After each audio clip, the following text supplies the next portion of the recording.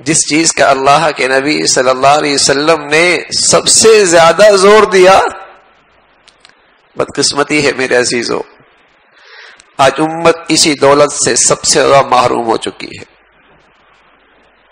اجتماعیت،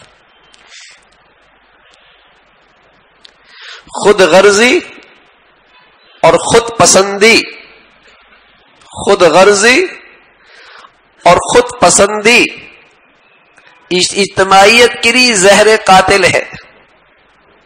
جہاں کوئی قوم کا فرد خود غرض ہوگا، بلکہ قوم کیا کسی گھر میں خود غرض اکٹھے ہو جائیں تو آپس میں دستے گریبان نظر آئیں گے، آپ کو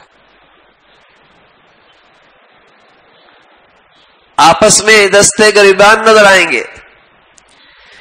ایک باپ کے 5 بیٹے خود غرضی میں مبتلا ہو جائیں، عدالتوں میں دشمنوں کی طرح ایک دوسرے کے سامنے کھڑے ہوں گے۔ خود غرضی اور خود پسندی کہ اپنے آپ کو بالا تر سمجھنا، بہتر سمجھنا، یہ اجتماعیت کے لیے زہر قاتل ہے۔ اس کے مقابلے میں رسول اللہ صلی اللہ علیہ وسلم نے جن اخلاق کی تعلیم دی ہے وہ کیا دی ہے؟ تواضع اور ایثار، تواضع اور ایثار۔ اس لیے رسول اللہ صلی اللہ علیہ وسلم کی پوری اخلاقی زندگی کی، پوری اخلاقی زندگی کا خلاصہ 3 خوبیاں ہیں۔ پوری اخلاقی زندگی کا خلاصہ 3 خوبیاں ہیں۔ رسول اللہ صلی اللہ علیہ وسلم فرمایا کرتے تھے، صل من قطعک واعف عن من ظلمک واعط من حرمک، جو تجھ سے توڑے تو اس سے جوڑ لے۔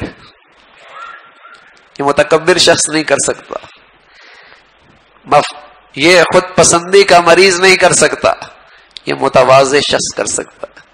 صل من قطعک، جو تجھ سے توڑے تو اس سے جوڑ لے، اور جو تیرے ساتھ زیادتی بھی کرے تو اسے معاف کر دے، تو اسے معاف کر دے، اور جو تیرا حق ادا نہ کرے آگے بڑھ کے تو اس کا حق ادا کر دے۔ ارے میرے عزیزو، اخلاق والی نبی کی امت اگر جس دولت سے محروم ہے تو آج وہ اسی اخلاق سے محروم ہے۔ جس نبی کے ہم نام لیوا ہیں، انک لعلی خلق عظیم، اخلاق کی بلندیوں پر فائز، اور میری بد اخلاقی کا نتیجہ یہ کہ جو میرے ساتھ رہتا ہے نفرتی کرتا ہے، دوری رہتا ہے۔ ایسی بد اخلاقی کے کانٹے ہیں۔ اخلاق ایک ایسی چیز تھی، تواضع اور ایثار، اس سے اجتماعیت برقرار رہتی تھی۔ جیسے کاغذ کے ٹکڑوں کے سائز مختلف ہیں، لیکن گوند میں یہ طاقت ہے کہ ان کاغذ کے سارے ٹکڑوں کو ایک کاغذ بنا دے۔ انسانوں کے مزاج مختلف ہیں، طبیعتیں مختلف ہیں، لیکن اللہ کے حبیب صلی اللہ علیہ وسلم کی زندگی اور اخلاق میں یہ طاقت موجود ہے کہ سب کو ایک امت بنا دے، ایک قوم بنا دے، محبت کے پیرائے میں سب کو اکٹھا کر دے۔